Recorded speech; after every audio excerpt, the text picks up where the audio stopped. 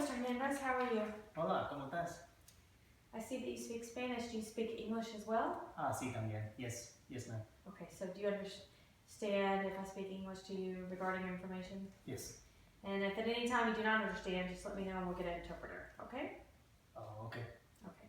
So your physician has diagnosed you as being pre-diabetic. Do you know what that means? No. Okay, so based on your A1C test that was done today, your blood work came back and your glucose level was a little bit high, not high enough to diagnose you as diabetic, but you're definitely in the pre-diabetic range. So without healthy lifestyle changes, people are very likely to progress to type 2 diabetes. It is important to remember that if you have pre-diabetes, the long-term damage of diabetes, especially to your heart, blood vessels, and kidneys, may already be starting.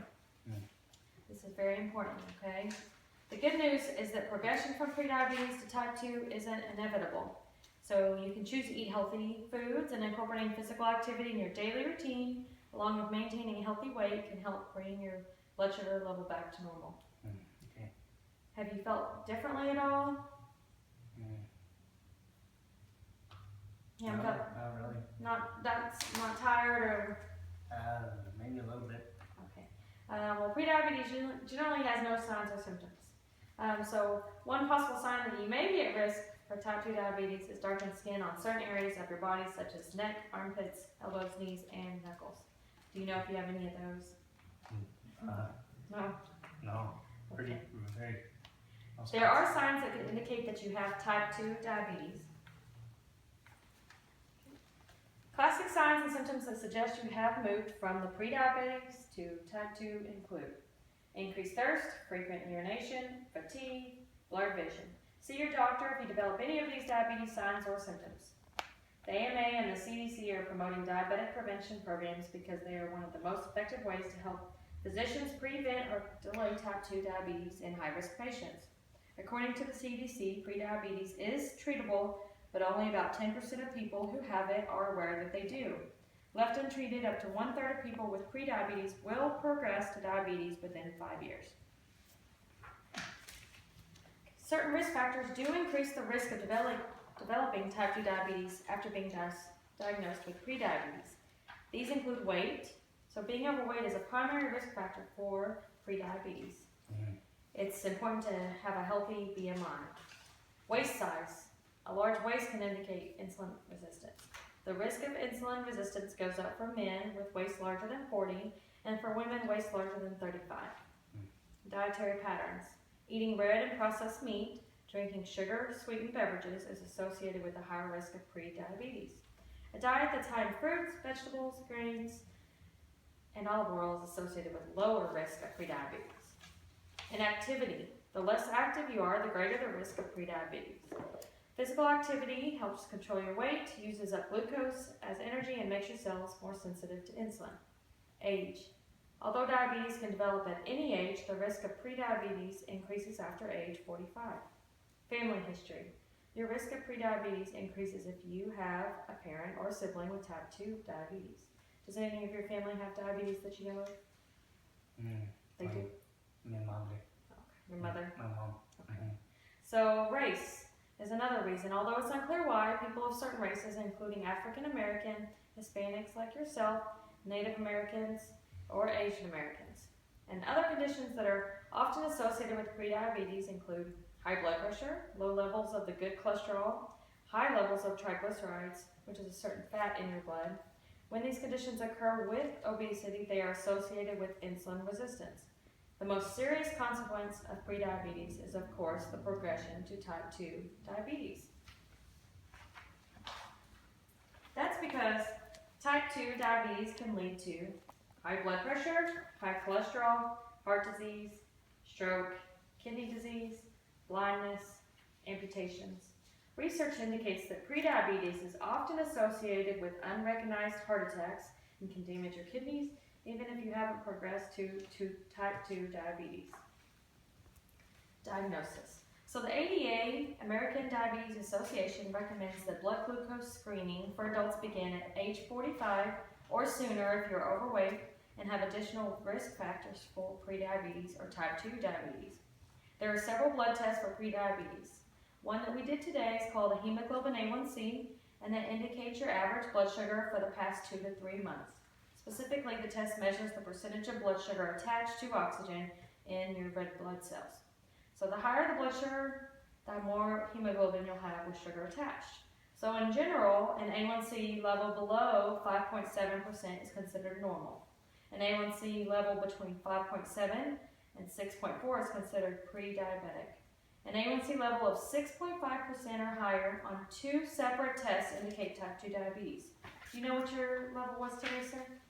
No, it wasn't. Okay, your A1C today was 6.6, which does put you in the level of pre-diabetic to type 2 diabetes. So it's really important that you listen to what your physician has ordered for you. Your physician has recommended that you start metformin, which is a medication, as well as start a healthy lifestyle changes to see if we can decrease your blood sugar. We will have you come back and to retest in about 6 to 8 weeks. Hopefully through the diet, exercise, and the use of this medication, we can prevent it from progressing to type 2 diabetes. So let's discuss some treatment options for you. Number 1 is the healthy lifestyle. Choices that can help bring your blood sugar level back to normal. To prevent pre-diabetics